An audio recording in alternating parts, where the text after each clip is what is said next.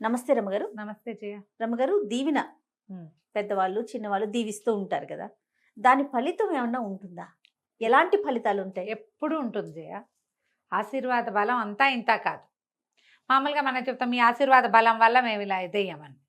Good wish, వీడు బాగుండాలి, వీడికి చల్లగా ఉండాలి, వీడు హాయిగా ఉండాలి, వీడు పైకి రావాలి, వీడికి మరింత చదువు రావాలి, వీడి వల్ల వీళ్ళ అమ్మ నాన్న సుఖపడాలి.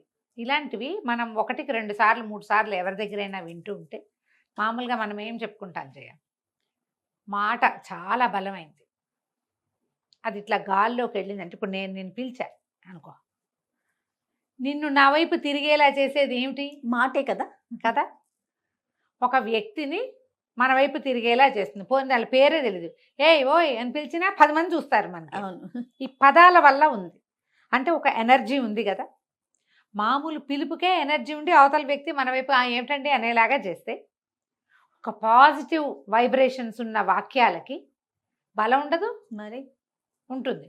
ఇందులో మహదాశీర్వచనాలు కొన్ని ఉంటాయి. పెద్దవాళ్ళు, గొప్పవాళ్ళు, స్థితప్రజ్ఞులు, చాలా పండితులు, బాగా వేదశాస్త్రార్థాలు చదువుకున్న వాళ్ళు, వాళ్ళ ఆశీర్వచనం మరింత పనిచేస్తుంది. ఇక అక్కడి నుంచి మన అంత పెద్దవాళ్ళు లేరు, అంత మహానుభావులు దొరకల. పెద్దవాళ్ళు మన ఇంట్లో, వాళ్ళకి ఎప్పుడు మనం బాగుపడాలనే ఉంటుంది. అవును. వాళ్ళ దీవెని కూడా మంచి ఫలితాన్ని ఇస్తుంది.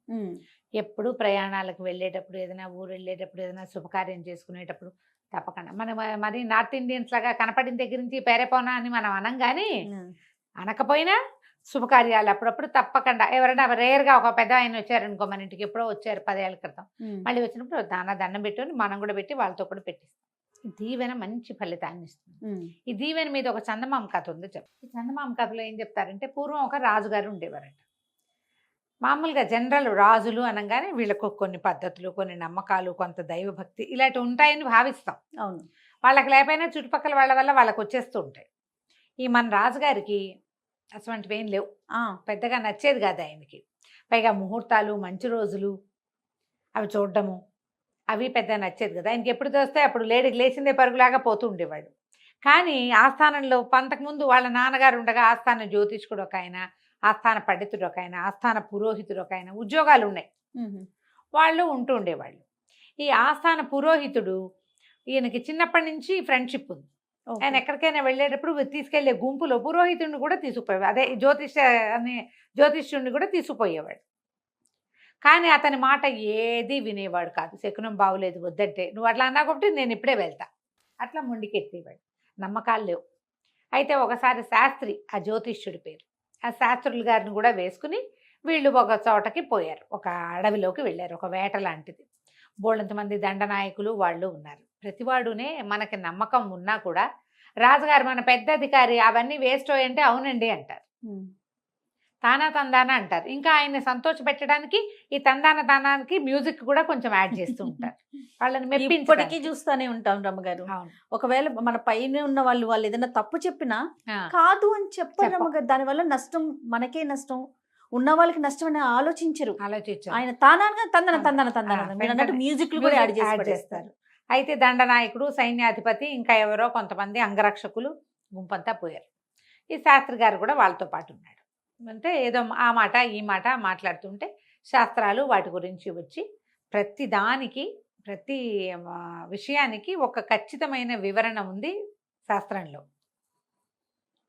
శకునాలు, అవి శకునం ఎదురొచ్చిన మనిషి గురించి, వాళ్ళు వచ్చిన లక్షణాన్ని బట్టి, కుడి నుంచి వచ్చారా, ఎడం నుంచి వచ్చారా, బిందె తీసుకొచ్చే మనిషి నిండుగా నీళ్లు ఉండాలా, నీళ్లు లేకుండా ఉండాలా, ఇట్లాంటి వాటి గురించి ఏవో 4 వాక్యాలు ఆయన చెప్పాడు. వీళ్ళంతా వేళాకోళం చేస్తున్నారు, ఊరుకున్నారు. ఓకే. ఊరుకుంటే ఇంతలో ఏమైంది, ఒక పక్షి కొయ్ కొయ్ కొయ్ అని కూస్తూ ఈయన పక్క నుంచి పరిగెత్తుకుంటూ వెళ్ళింది. ఈయన ఆ పక్షికేసి అట్లా చూస్తున్నాడు అనమాట. చూస్తుంటే ఆయన మొహంలో ఒక ఎక్స్ప్రెషన్ కనపడింది వాళ్ళకి, ఒక అయ్యో లాంటి భావన. సరిగ్గా ఆ పక్షి అది ఏ పక్క నుంచి వచ్చిందో ఆ పక్షి వెనక నుంచి ఒక అతను నడుచుకుంటూ వస్తున్నాడు. అది ఇట్లా ఒకవైపు నుంచి వస్తుంది మన వైపుకి, వీళ్ళ వైపుకి, వీళ్ళ పక్కకి వెళ్ళిపోయింది. ఆ పక్షి వచ్చిన దారిలోంచి ఒక మనిషి గడ్డి మోపు పెట్టుకుని వస్తున్నాడు. వాడు ఒక మలుపు తిరిగి రావాలన్నమాట. ఏం చెప్తోందో ఈ పక్షి అని వీళ్ళంతా వేళాకోళంగా అడిగారు. ఏదో లేండి చెప్తే మీకు నచ్చదు కదా అన్నాడు. కాదు కాదు చెప్పు చెప్పు చెప్పు. అనేసరికల్లా నా వెనకాల వస్తున్న వాడికి చావు మూడిందని చెప్తుంది. ఓ అనేసరికల్లా అందరూ చూశారు, ఎవరు వస్తున్నారని చూస్తే ఈయన దృష్టి ముందే పడిపోయింది, వెనకాల వచ్చే మనిషి. వాడు ఒక పెద్ద గడ్డి మోపుని పట్టుకుని ఉన్నాడు, నెత్తి మీద గడ్డి మోపుని. వాడు ఆ మలుపు అంతా తిరిగి ఇటు వచ్చేసి వస్తున్నాడు, ఇంకా దూరంలోనే ఉన్నాడు. ఆశ్చర్యపోయారు, ఏమిటి వీడు చచ్చిపోతాడా, బాగానే ఉన్నాడే హట్టాకట్టాగా, గడ్డి మోపు బాగానే మోసుకుంటున్నాడు, చూద్దాం అనుకున్నాడు. పక్కపక్క నవ్వారు కొంతమంది. ఎట్టపోతాడు ఇట్లాంటి వాడు? ఆ రోజుల్లో మనలాగా హార్ట్ అటాక్లు వచ్చే రోజులు కావు. అదేలేండి. ఒకటి ప్రమాదం జరగాలి, లేదా మీద పడాలి, లేదా ఆరోగ్య సమస్య రావాలి. వీడికి ఆరోగ్యము లేదు, ఆరోగ్య సమస్య వచ్చే అవకాశం లేదు. మనిషి చూస్తే దృఢంగా ఉన్నాడు, కొంచెం నడి వయసు వాడు, 50 ఏళ్ళు కూడా లేవు వాడికి. బాగా నవ్వుకున్నారు, బాగానే నడిచొస్తున్నాడని. అక్కడి నుంచి గుర్రాలు వేసుకుని ముందుకు నడిచారు. నడిచి బాగా కిందకి వెళ్ళారు వీళ్ళు. వాళ్ళ వెనకాల నుంచి ఆ మనిషి కూడా నడుచుకుంటూ వచ్చాడు. ఆడు ఎప్పటికి వచ్చాడో, చచ్చాడో బతికాడో వాడు, మన శాస్త్రి గారి జ్యోతిష్యం ప్రకారం అని మళ్ళీ మళ్ళీ మళ్ళీ మళ్ళీ గుర్తు చేసుకుని నవ్వుకున్నారు. నవ్వుకునేసరికల్లా సరే బాగా కిందకి వెళ్ళిపోయారు. ఆ కొండ మీద ఒక కొండ ఎక్కారు, కొండ మించి కిందకి వెళ్ళారు. ఏదో కనుమల్లో చిన్న పొన్న వేటాడారు. ఆ కనుమలకి దగ్గరలో ఒక చిన్న పల్లి ఉంది. ఈ పైకి వెళ్ళి గడ్డి కోసుకొస్తున్న వాడు సాయంకాలానికి, అంటే దాదాపుగా వీళ్ళు వాడిని చూసిన 2-3 గంటలకి వీళ్ళున్న ప్రాంతానికి వచ్చాడు. వాడి వెనకాల ఏవో 4 మేకలు అవి ఉన్నాయి. ఎదురొచ్చాడు. వచ్చేసరికల్లా వీళ్ళకి దండనాయకుల్లో ఒకడు గుర్తుపెట్టాడు.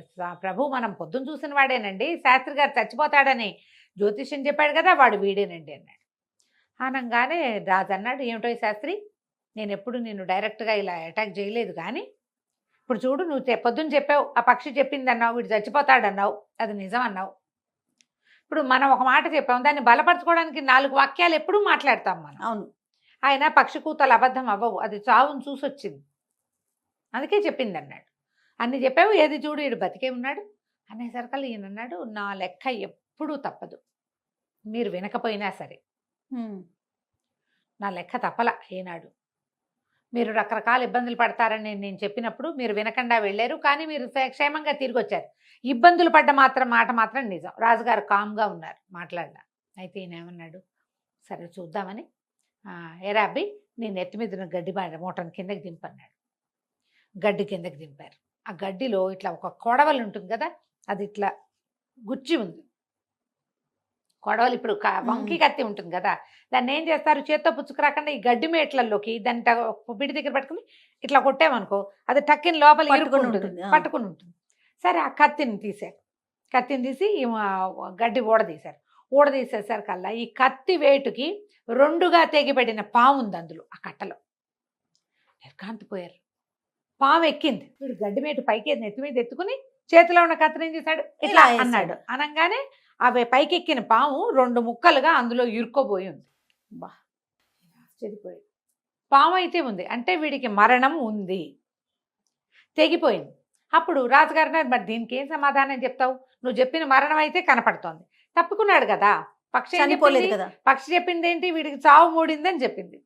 చావు అయితే వచ్చింది దగ్గరికి, కానీ మూడల ఎట్లా పోయింది, ఇది పోయింది అనేసరికి ఇది అన్నాడు. బాగా ఆలోచించి, ఒరే అబ్బాయి, ఏదైనా అద్భుతమైన పని చేసేవా నువ్వు ఇవాళ, వీడు ఏదైనా ఒక వరం పొంది ఉండాలి, ఏదైనా అద్భుతమైన పని చేసి ఉండాలి, ఏం చేసావు అన్నాడు. ఏముందండి, పొద్దునే సద్దనం తిన్నాను, మేకలు తోలుకున్నాను, నేను యువతల నుంచున్నా, నా మేకలు కొండెక్కిపోయినాయి, వాటి వెనకాల పడి నేను కూడా వెళ్ళాను, పైకి ఎక్కాను, గడ్డి కోసుకున్నాను, దిగాను అన్నాడు. కాదు ఇంకేమైనా చేసావా జ్ఞాపకం చేసుకుంటే, అయ్యయ్యో గుర్తొచ్చిందండి, కొండమలుపు మీద ఒక ఋషీశ్వరుడు ఒక ఆయన కూర్చుని ఉన్నాడండి, ఆయన మూలకి కూర్చున్నాడు. నేను ఒక మేకపిల్లటి పోయిందని దాన్ని కేకేయటానికి మీ దగ్గరికి వెళ్ళేసరికల్లా ఇంత జపం చేసుకుంటున్నాడు. నేను దండాలు బాబు అని దండం పెట్టాను. ఆయన పచ్చగా 10 కాలాల పాటు బతకరా అన్నాడండి. దీవెన ఫలించింది. వాడు ఆయనకి దండం పెట్టి, ఆయన ఋషీశ్వరుడు, కళ్ళు మూసుకుని తపస్సు చేసుకునే ఆయన. ఇప్పుడు నువ్వు నాకు ఒకటి ఇచ్చి నేను నీకు ఒకటి ఇస్తే బార్టర్ సిస్టమ్, నువ్వేమీ ఇవ్వకుండానే నేను నీకు ఇచ్చింది వరం కాదు, 100% కదా. ఇప్పుడు అది ఎక్కడైనా లభిస్తుందా, మనకి తక్కువ లభిస్తుంది. అవునండి. ఏది ఆశించకుండా ఇచ్చే దీవెన అద్భుతమైన ఫలితాన్ని ఇస్తుంది. పచ్చగా 10 కాలాల పాటు బతకరా అన్నాడు ఆయన. అందుకని ఆ ఎక్కిన పావుని ఇతని కత్తే తెగొట్టేసి, దీవెనకి ఇలాంటి ఫలితం ఉంటుంది. వాడికి మృత్యు ఉంది, పొద్దున వాడు చేసిన ఒక్క నమస్కారం దండాలు బాబు అన్న మాట వాడిని ఇక్కడ కాపాడింది. బా ఆయన ఎవడో కూర్చున్నాడు, నాకెందుకని వీడు వచ్చేస్తే వాడికి దీవెన లభించేది కాదు, మూడిన చావు వాడి నెత్తి మీద ఎక్కేది. రాజు ఆశ్చర్యపోయాడు, ఇంత ఉంటుందా, ఇలా తెలుస్తుందా, అంటే దీవెనకి ఇంత ఫలితం ఉంటుందా. ఎప్పుడైనా ఈయన ఎక్కడికైనా బయలుదేరేటప్పుడు పెద్దవాళ్ళ దీవెన తీసుకుంటుంటే ఎందుకు దీవెన లేకపోతే మన పని అవదా అనిపించేది ఆయనకి. అన్నిటికీ అపనమ్మకమే. ఆ తర్వాత నుంచి రాజుగారిలో చాలా మార్పు వచ్చింది. ఎక్కువ మూఢనమ్మకాలకి పోకపోయినా కూడా శాస్త్రాన్ని నమ్మటం మొదలుపెట్టాడు. ఈ శాస్త్రి గారిని ప్రధాన సలహాదారుగా కూడా ఉంచుకున్నాడు. ఆస్థాన జ్యోతిష్కుడు అనే పేరే కాకుండా మంచి చెడు సలహా ఏం చెయ్యాలి అనేది చెప్పడానికి ఆయన నియమించుకున్నాడు. కథ కంచికి మనమింటి. సూపర్ స్టోరీ రమ్మ గారు. నమస్తే. నమస్తే. సుమన్ టీవీలో మీ పర్సనల్ అండ్ బిజినెస్ ప్రమోషన్స్ కోసం కింది నెంబర్కి కాంటాక్ట్ చేయండి.